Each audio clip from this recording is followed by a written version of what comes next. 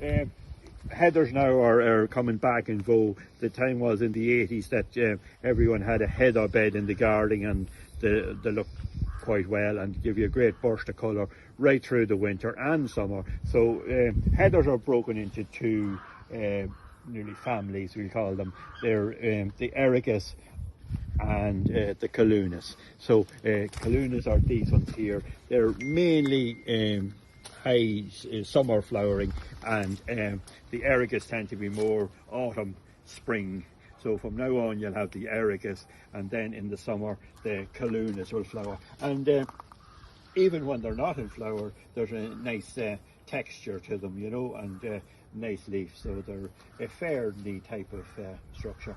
And when you're planting heathers, if you are planting in the garden, I would always reckon that you'd go a clump of 3 in a triangle, and it'll form into one big clump, so you have something real decent to look at. And the only thing about heathers is not much maintenance on them, but a little. And again, it's the haircut.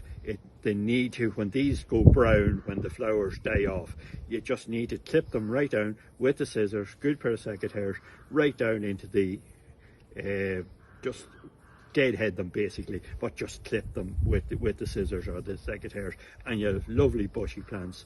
And you'll only have to do it once a year, and they'll pay dividends because they'll sprout up from the base next year, and you'll keep your plant nice and compact, and it'll be a lovely display, and it'll flower better than an old leggy straggy plant that goes heading for the moon, you know. So after flowering, when this goes brown, you'll see it. There's none of them now, thank God, gone brown, but just clip them right back and leave them, and you'll have a lovely display for years to come. That's heathers for you.